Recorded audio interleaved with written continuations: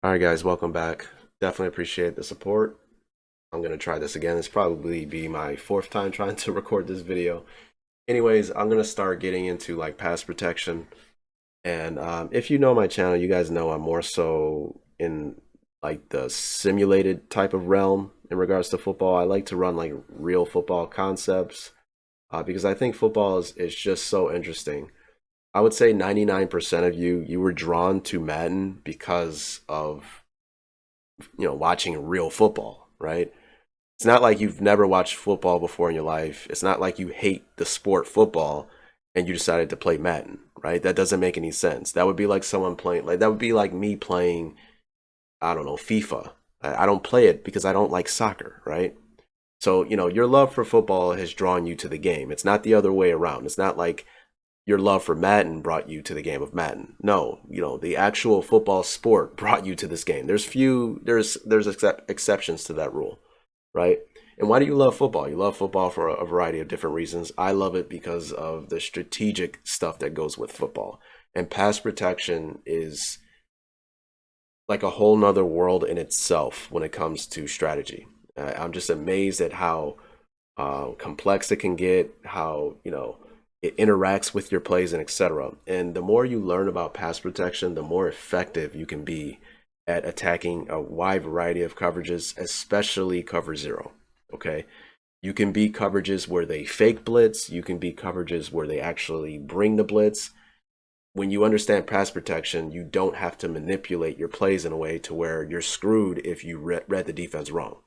What I mean by that is some guys, when they see something like this, they decide, okay, he's bringing max pressure, so I'm going to block my tight end and I'm going to block my back and I'm going to bring three out into routes, right? Now, that's all fine and dandy in certain situations, but you're hampering your offense by doing that, okay? Because when you reach a savvy opponent who sees that, what they'll do is, well, now all I got to do is show this look, right? But instead of me bringing pressure, I'm backing everyone out. So at the snap of the ball, you snap the ball, they're only rushing four, and you're blocking seven, right? And now you got three out into routes trying to get open with seven defending, right? That's just not good numbers at all. No one's going to get open. The lanes are going to be very clogged and etc. Well, how about, you develop a way in which if you guys come, okay, we can throw to beat the blitz or block it up. But if you guys decide to not come, I still have five going out into routes. Theoretically, as a football offense, you almost always want to have five going out into routes where it makes sense because it stretches the defense to the max. Okay, so why don't I always stop going where I'm going with that? So with this play, this guy is our hot. Okay, and you got to make your hots make sense, and it's always tied to pass protection. That's why pass protection is so important, right? Your hot is tied directly to pass protection. We have this guy set as a mic, and in Madden, generally speaking, your pass protection slides to the mic. Okay, so what happens here is we're going to get a three-man slide here. They are responsible for these three, and these guys take the interior rushers here, and that makes this guy the hot. What does that mean? That means if this guy decides to come post snap, we don't have someone to block him. So pass protection is all about answers. Your answer for these five is my offensive line in the pass protection we have set. My answer for this guy coming is to throw hot. That's my answer to throwing, to beating this rusher here. Okay, so I'm going to snap the ball. And at the snap of the ball, I'm reading this player. Now, here's the thing. This is why throwing hot is so important, or understanding pass protection is so important. What if he doesn't come, though? What if at the snap of the ball, he bails out of there? Do you still panic and throw the ball right away? No.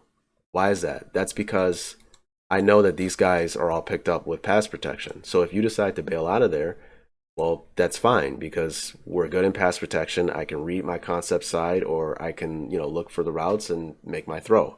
I can sit in the pocket and be extremely comfortable knowing that I'm not going to get a free rusher coming at me. Okay, but if you do come, that's fine as well, because now we're just going to throw hot. Now, the reason why we make this player the hot, okay, is because if you're bringing 6 and you're in cover 0, well, everyone else isn't man-to-man, right? Well, if you're coming, who's man-to-man on the back? The closest defender would be this backer here, right? Because you're not going to have the defensive tackle go out into man-to-man with the back 99% of the time. Well, if he decides to bail out of there and you come, theoretically we should be able to pick it up, but we could still just throw hot off of that. You're out leveraged to the flat. You see where he is relative to the back? He should be able to get to the flat before you can. So we can throw him outside and he should be able to beat him to the outside of the defense. Even worse is if he is actually coming and you decide to come, well, now this backside safety is man-to-man on the back. In what world should this player ever be able to efficiently defend a route to the flat being this far to the opposite side of the field? It's impossible, right? That's why it just makes 100% sense with this play to tag this player as a hot. If you go read actual NFL like playbooks or college playbooks, a lot of them, from what I've read, you'll have a designated hot in the play. They're letting the quarterback know. And it's directly tied to the pass protection. Hey, in this play, our pass protection is sliding to the will. Okay, and this guy's tagged as a hot. It takes 2 to come to make this guy hot on this side, etc. Right? But the quarterback knows who's hot based upon the play diagram. So let me go ahead and play it. And you'll see me make a mistake here that in real life would be 100% fine, but in Madden is not fine. Okay, watch how I'm reading this player. I see him come. I know he's free. You notice how he's coming free? Okay, so I throw hot right away. I want you to watch what happens over here, which is 100% unrealistic. In real life, his head is turned. He's man-to-man with this guy. He would never know that the ball's out to the flat because he's man-to-man. Watch what happens with Madden. Warps right off, right? So that's the problem with Madden. That's something we have to deal with. In real life, we would have beaten that guy to the flat, the backside safety, and we would really hurt the defense with this play. So how do you deal with that in Madden? Well, what I do is, I'll do it here in this play, is instead of throwing like right away, I kind of wait till I have enough time to right before he impacts us, and I throw it when he's about here, as opposed to before I threw it when he was about here. So it allows more time for the back to get out and more time for this back to be further upfield with this route. You see here, I kind of waited a little bit longer, throw to the flat, attack the outside of the defense, and we pick up a first down. Throwing hot there. The next play, you'll see right away what my opponent does. I mean, this is how you get guys out of cover 0. You got to punish them for it, right? You think about players like Tom Brady, Peyton Manning, there are reasons why teams don't blitz them, right? Well, didn't, because they both retired, right? It's because when you blitz them, you don't succeed in it, and they just gash you, right? They know where to go with the ball. They know where to attack. They throw hot when it's designed to, or there's other ways to beat cover 0. You don't have to develop a hot. You can block it up, and then you can punish them deep, right? There's a lot of different things you can do, okay? So here he goes to single high, right? So 4, 2, 2, 0, 3, 1. Again, it's a numerical sequence. Double high, single high. This is a sequence I put together a couple years ago. I don't care what defense you call in the game. It falls under one of these 6 different shell coverages. Obviously, he's in single high, okay? So it's not one of these. This is one of the benefits to knowing this stuff is, well, if you're in cover 3 or cover 1, I know you're not bringing 6 under pressure, right? So I know I'm good in protection with 5 blocking. We just have to make sure that the offensive line doesn't get confused on a fake come in and then the guy comes scot-free. There's a lot of different things we could talk about with that. But again, as I stated, it's a whole nother world in itself, right? So why don't I skip that? So I know I'm pretty good in protection here, but I do set a check release to deal with that exact problem that I was just talking about. And then I'm pretty sure I'm going to set the mic to this side. Let's see if I do that. I did. Okay, so I'm on my game here. What a check release does is you almost have to always check release in this situation against double A gap fronts. So your offensive line don't get confused and someone comes scot-free when they're only bringing 4. What it does is it locks him with him. I'm going to check to see if this guy comes. If he comes, I got him. So what does that do for the offensive line? It helps the offensive line because now the offensive line knows that they're not responsible for this guy. So I set this guy as a mic. So again, we slide to the mic. And now we are big on big. And you're going to check to block him. So we're all good in pass protection, right? So the only way that we would have to throw hot here is if every single one of these guys were to come, we would still be good, and this guy were to come. Okay, that would mean that this guy would be coming scot-free because we don't have no one to cover for him. But he's so far away from the quarterback, I'm not concerned about that situation because the ball would be gone before he gets there, right? So there's a reason why you don't have a guy blitzing from out here, right? It would take forever for him to get there, and the ball would be gone before he gets there. So, I'm not necessarily concerned about this guy. Okay, so you'll see at the snap of the ball, knowing pass protection, I can sit in the pocket and be 100% comfortable in knowing that I don't have to throw really quickly. I can read my concept and be good to go. So since it's single high in this particular play, I'm not going to get into the play aspect of it. I'm really reading my side here. Not the ball. Okay. Don't like it. And he's going to come open inside.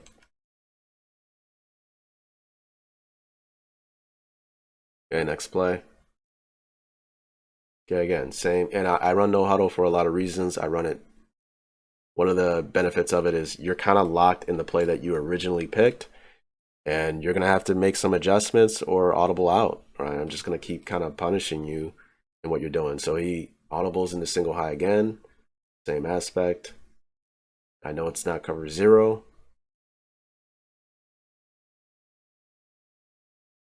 Okay, I check release again. Okay, so man, I can make a video. Like, there's so much to talk about, guys. So you notice I put him in check release.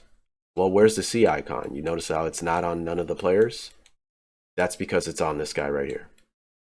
So whenever the mic is set to the same player as a check release, the game doesn't have it to where they'll show the check release on this player too.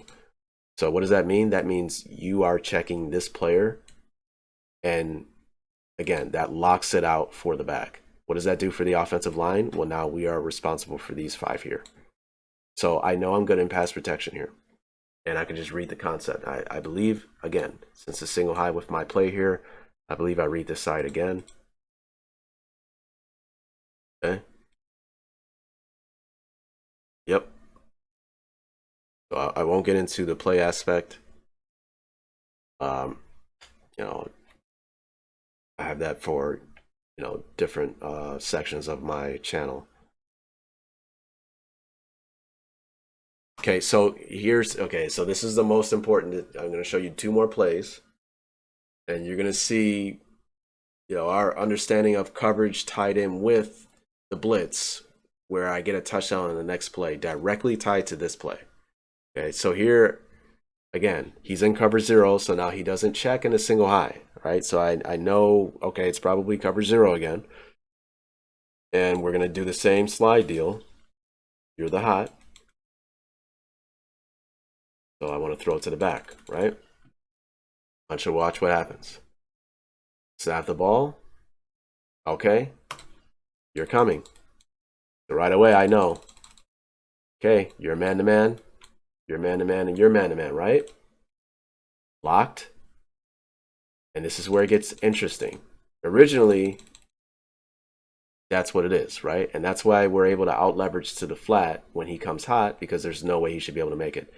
But look, you notice how he's pointing? He's making a call. Okay, I believe they call this the funnel concept, or, a funnel. And they do this with the back and the tight end in the game. What that means is, because I'm out leveraged to the flat right now, there's no way I'm going to be able to make it to the back. Okay, They're making a call, or you know, it's embedded in their defensive play, but he's clearly making a call here. How about you take the back, because I can't get him, and I will take your guy, the tight end, and that's what happens here. And it actually works, right? It actually works because he's in better position to defend this, and you'll see this right here. So I see this guy coming hot. I'm like, all right, I'm throwing to my back, and right here I notice, wow, they're in a funnel concept, right? So theoretically, that's a good play for the defense because, you know, if he makes that tackle, you know, that's a tackle at the LOS, right? So that's a good play for the defense. Now, if your back can make him miss, that's a whole nother world in itself. But theoretically, the defense did a good job there. But there's a weakness in that, and that's what I exploit with this play for the touchdown. Okay, so same deal. Set as the mic, right? So we get our slide here, big on big. If you come, I know I have to throw hot. I have him originally tagged as hot, but I know what happened. I didn't score on that drive. Okay, I went for it on 4th down later on. I didn't score, but this video is about pass protection, so that's what I'm getting into. I know that you guys are running a funnel concept here. So if you're originally man-to-man, you're man-to-man here. And at the snap of the ball, if you are funneling and now you take him and now you take the tight end, well, you're still out leveraged here. You're way inside, and there's no way you can defend an outside shoulder ball the outside, and that's what happens here. So I'm still throwing hot, but it changed based upon the funnel concept. Snap the ball. Notice that you're coming, so I know I have to throw hot. Uh-oh, right? He's in better position, but you're out leveraged to the outside here. So I throw an outside shoulder ball, throwing hot, and we score a touchdown. So I think I'll leave it at that, guys. Again, like I don't, if I were to continue like going into more about it, maybe I'll just make more videos so it's easier to kind of digest. I mean, look at this outside shoulder. He's just too far inside, right? So that's the weakness there. Yeah, you know, you're able to kind of get in better position for the back, throwing hot here. But now that safety is still out leveraged with the tight end to the outside. So we throw outside shoulder here. Okay. And again, we pick up these guys, throwing hot off of this guy. There's nothing he can do in this concept. Now, if he were to, let me back up a little bit. And this is why I'm bad, guys. I just talk too much. Now, what happens if the user takes this player and at the snap of the ball, I see you get out of there, right? I think I alluded to this already in this video. Well, then we could just go with our concept side, right? We don't have to throw hot. He goes up the seam. You know, I could do a number of things. I could throw the curl on this side, knowing that we're one-on-one. I can look for the deep dig inside, knowing that we're one-on-one, and, you know, I'd be good in protection, okay? So, you know, maybe I should just leave it at that and stop running my mouth. And hopefully I will show you more videos in pass protection. You know, I don't think that this is a great baseline video on pass protection, but it's just so hard for me to find a baseline, you know, way to go about it. So I'm just going to drop videos, and over time, maybe you can kind of understand how Madden has it coded in regards to pass protection and how you can kind of incorporate your understanding of it with your playbook, so you can make your playbook a lot more efficient at dealing with different pressure packages and etc. So I'll leave it at that. I hope you enjoyed the video, and I hope you keep coming back, man. Peace.